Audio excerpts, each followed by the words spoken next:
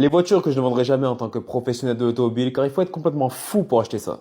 Si après cette vidéo tu achètes quand même, je peux plus rien faire pour toi. Mais pour les personnes qui n'ont pas envie d'être des petites victimes, pense à mettre un petit j'aime, un petit favori pour trouver facilement la vidéo et abonne-toi, ça t'évitera de te faire arnaquer. Mais avant de commencer cette vidéo, je vais te montrer le rapport Kavarchika d'une voiture que je viens d'aller voir. C'est une 308 avec un 2 litres HDI en boîte manuelle, donc très fiable. En plus, ça commence plutôt bien car la voiture n'a pas été accidentée. Maintenant, on va vérifier les entretiens car Kavarchika se base sur les entretiens français mais aussi étrangers. Et j'ai vu que c'était assez propre. Aujourd'hui, la voiture a 155 000 km, donc à 147 000 en 2024, ça correspond parfaitement au kilomètrage aujourd'hui.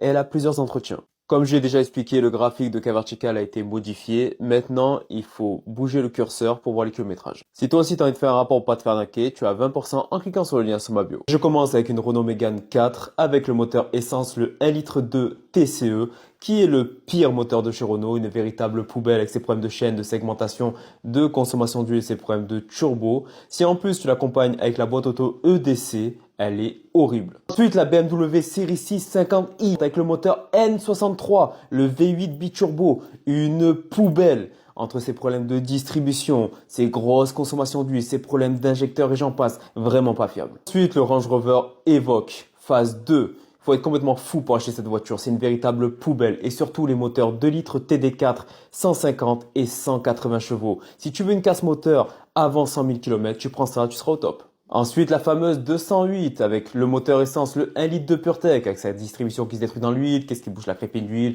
casse le turbo, les problèmes de segmentation et de consommation d'huile. Mais vous avez aussi le moteur diesel, le 1 litre 5 Blue HDI qui est vraiment pas fiable du tout avec sa chaîne qui jase comme qui pète. Et va pas me parler de la modification de 7 mm à 8 mm car j'en ai vu encore casser. Après, il a aussi des problèmes d'ADBlue. Bon, ça, à la limite, vous mettez un anti-cristallisation pour éviter les problèmes. Et vu que je connais vos commentaires par cœur, oui, maintenant, il y a aussi le 1 litre de PureTech à chaîne. Et ben, t'as les chaînes qui se décalent parfois à moins de 1000 km. Mais après, ça reste un conseil, vous faites ce que vous voulez.